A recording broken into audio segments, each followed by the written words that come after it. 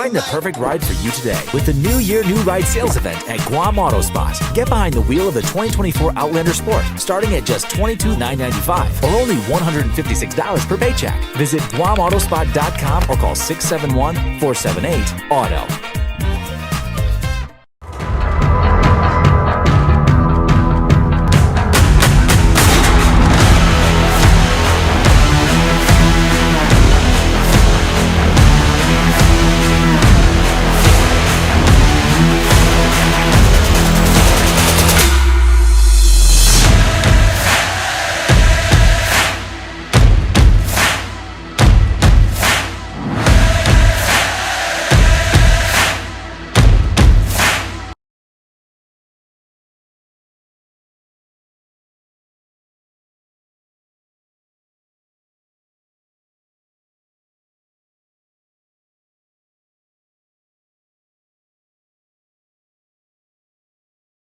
Float with root beer ice cream, root beer, whipped topping, and a maraschino cherry. Only here for a limited time, so visit them at their Micronesia Mall and GPO locations today. Cold Stone Creamery, the ultimate ice cream experience.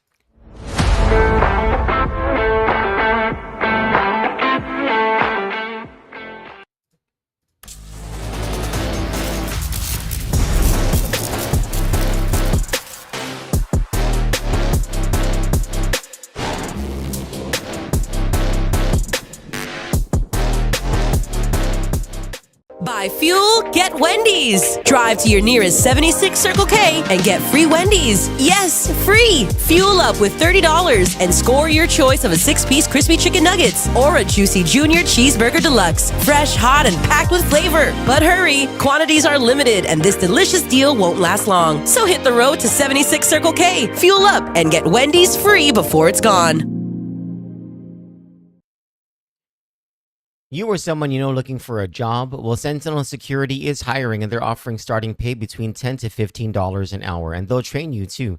Email them today that you're interested at sentinelsolutionsguam@gmail.com. Sentinel Security, Guam's most reliable security solution for your home and your business. Kickstart your day with one of Wendy's Guam's breakfast faves, the morning melt panini, the breakfast burrito, the sausage, egg, and cheese English muffin, or any of their delicious menu items for the morning. Your mornings just got delicious. So head to Wendy's for breakfast from 6 to 10:30 in the morning on weekdays and from 6 to 11 a.m. on weekends. Dare to try something new? Life's too short. You gotta chill with the snackable drink. Life is too short. Hey, you gotta chill. Mogu Mogu. Moku moku.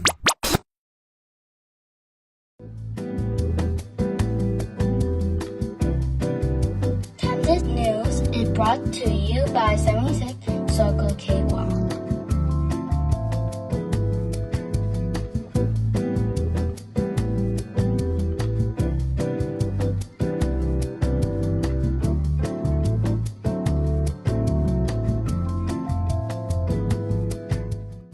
Good evening, my dear friends. It is 8:30 p.m. on Sunday, August 24th, 2025.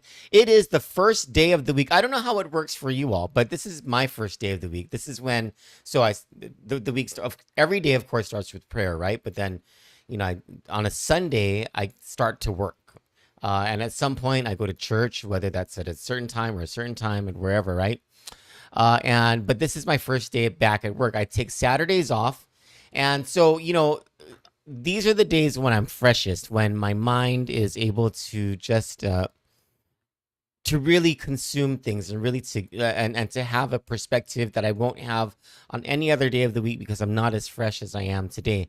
And coming from my break on Saturday, what I've been thinking about was just how much work we have here at Kandit, and I am assuming at all of the other newsrooms throughout not just Guam but also in the CNMI because of everything that's been happening since June 25 this year. Well, before I get to what June 25 is, good evening, Brennan. Good evening, Sister Jen, Jude, Irene, Sandra, Leah, Nate. God bless you all. And to those of you hi, Charlie. To the rest of you who are watching live or are watching this replay, thank you so much for joining. Don't forget to like, follow, and share Kandit News on all of our platforms, whether it's here on Facebook or on our Instagram, on especially our website, kanditnews.com, and our WhatsApp channel under Kandit News. If you search under channels on WhatsApp, it's the Kandit News. I think there's only one Kandit News, but in case there are any imposters, it's the one that has more than 1,000 subscribers. And it's also anonymous, except for the people who are within your own contacts. Hello. Thank you. I love you all. I appreciate you very much. So June 25 this year was when the federal grand jury indicted Charissa Tenorio, Frankie Rosalind, Matt Tapastia, and 4 other people in what we now know as the Tenorio corruption case. I have to tell you,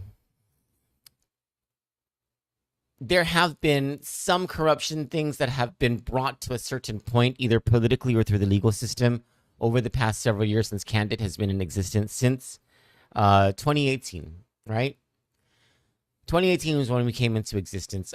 Politically, on that first year, you know, if Kandit had any sort of hand whatsoever in ensuring that Ray Tenorio was not elected governor of Guam, then if we had any hand in that, then okay, we'll take that as a win, especially on a first year, especially when we weren't very serious at all about what we were doing. Certainly wasn't journalism back then. Certainly wasn't any investigative reporting. It was just about exposing the truth according to the ways I wanted to back then.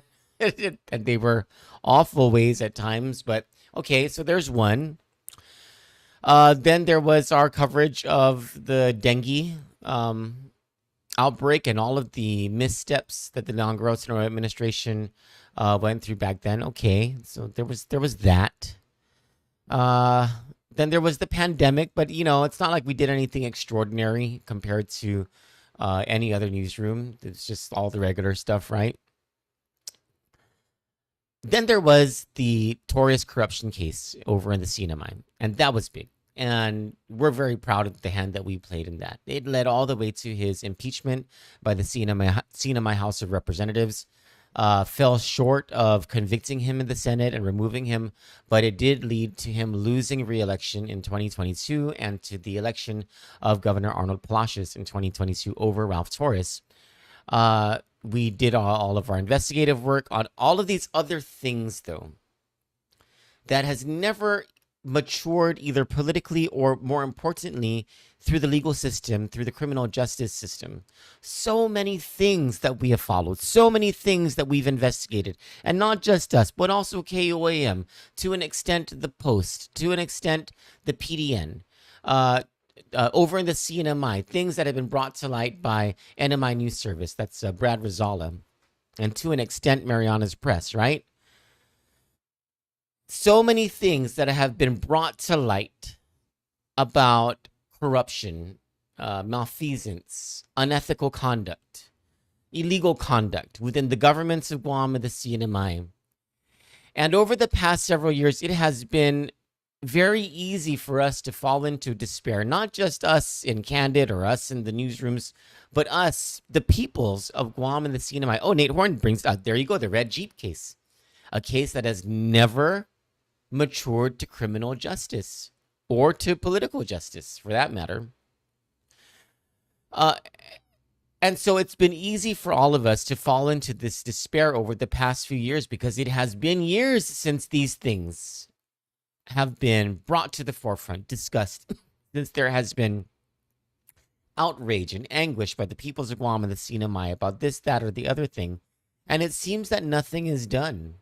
And then, bam, June 25 this year, the federal grand jury drops an indictment in what is considered to be the largest political corruption case in the history of the government of Guam. The Tenorio corruption case. And I think that our leaders, our elected leaders, have been so spoiled by the lack of watchdog, by the lack of scrutiny ever since the pandemic, that where any other lieutenant governor in the past, under circumstances of the past, would have already either resigned or been recalled from office, this one hangs on despite the strings attached between that Tenorio corruption case and Lieutenant Governor Josh Tenorio. And in following that Tenorio corruption case, thanks to the pioneering efforts of investigative reporter Joan Charfris over at KOAM and the rest of the media, or at least some of us following her lead, we are now examining the contracts tied to Lieutenant Governor Josh Tenorio ever since he came to office. And we're discovering at least hundreds of thousands of dollars in public funds that have gone to the direct benefit of the Tenorio family since Joshua Tenorio became the lieutenant governor in January of 2019. And then during this period, something very sad happens. Days after the Tenorio corruption case drops, Governor Arnold Palacios dies over in the CNMI.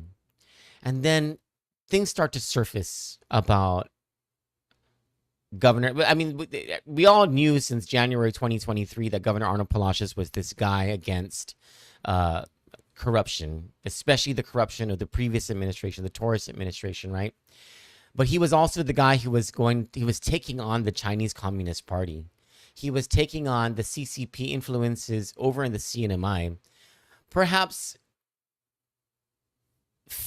confronting the most dangerous threat to any of us here in all of the Mariana Islands was this guy. And many times he was doing this alone. And if not alone, with only just a few people in the legislature and within his administration and within the United States government backing him up. And so days after he dies, we find out that there's this letter that he sent to the feds. And he says, there's corruption here. I've got the evidence.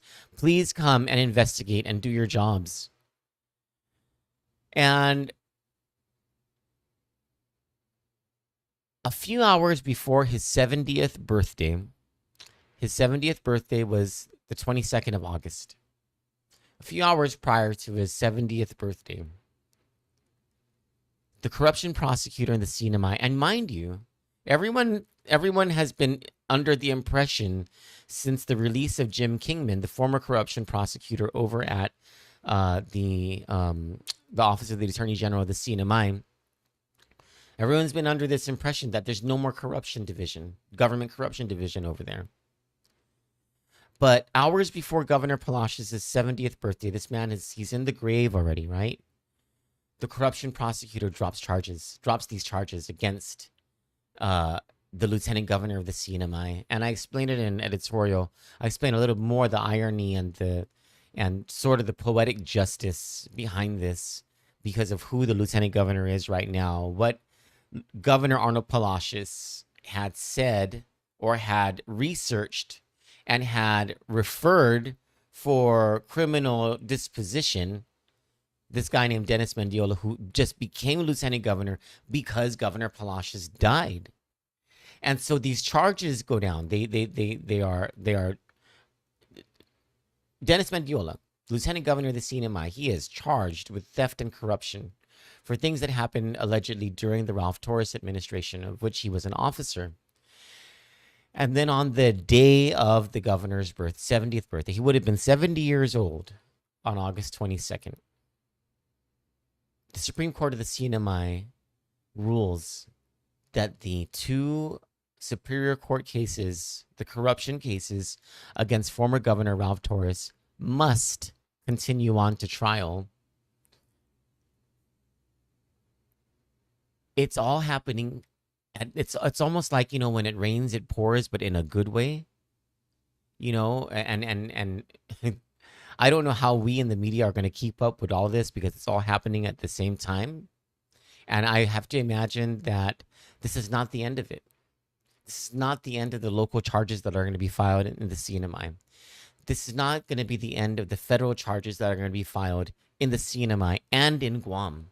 And add to that, Attorney General Douglas Moylan in Guam confirming that his office's Government Corruption Division has opened a corruption investigation regarding the Tiguac Cemetery contracts.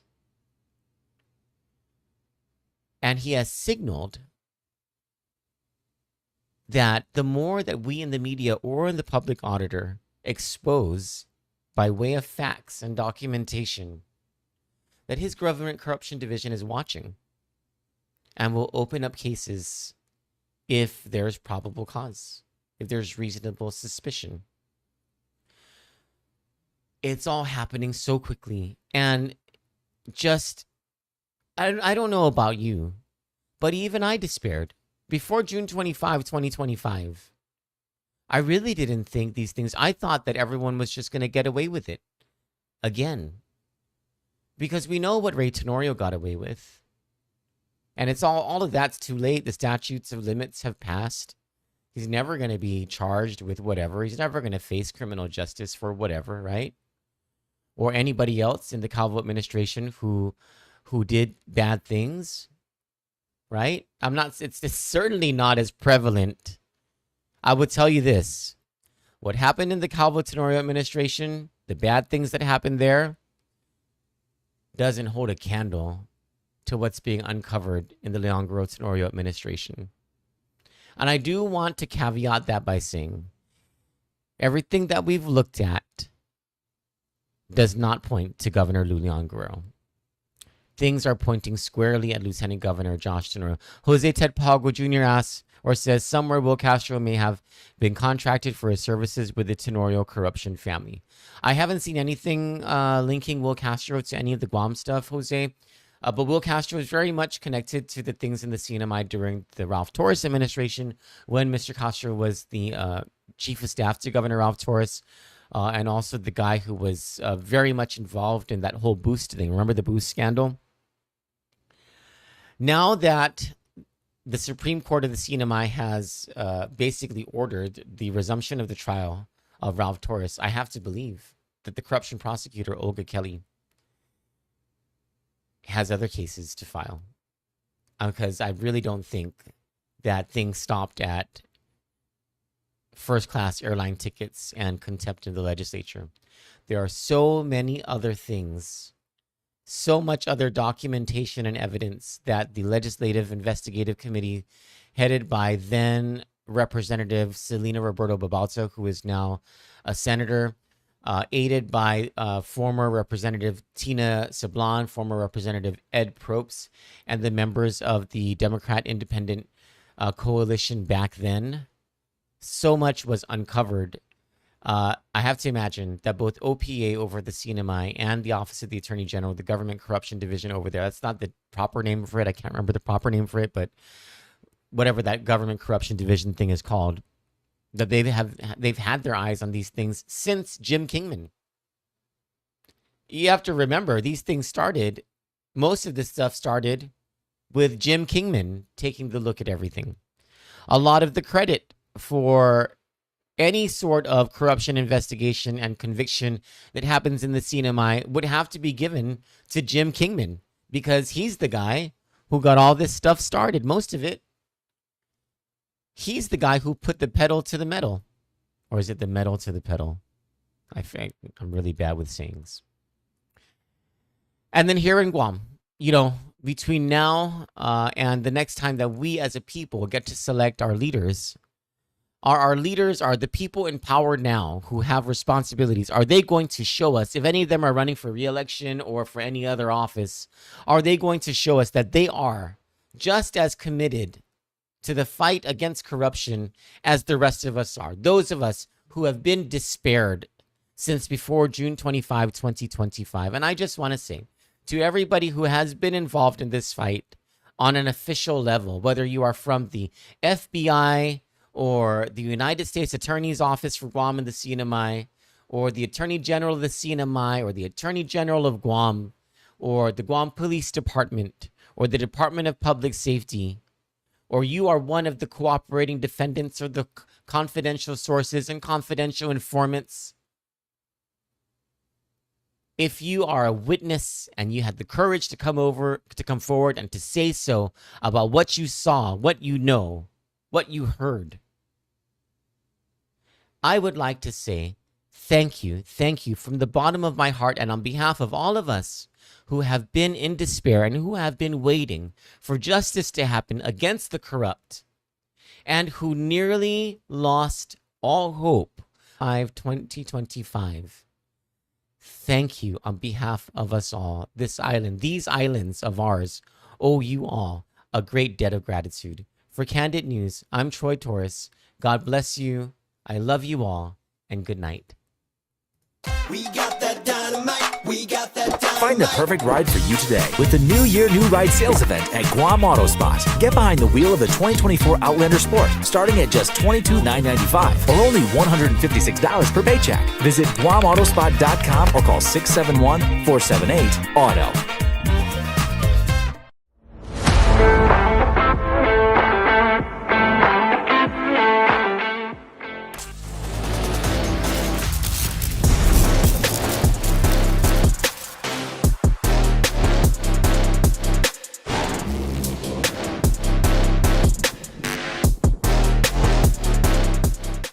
Buy fuel, get Wendy's. Drive to your nearest 76 Circle K and get free Wendy's. Yes, free. Fuel up with $30 and score your choice of a 6-piece crispy chicken nuggets or a juicy junior cheeseburger deluxe. Fresh, hot, and packed with flavor. But hurry, quantities are limited and this delicious deal won't last long. So hit the road to 76 Circle K, fuel up, and get Wendy's free before it's gone.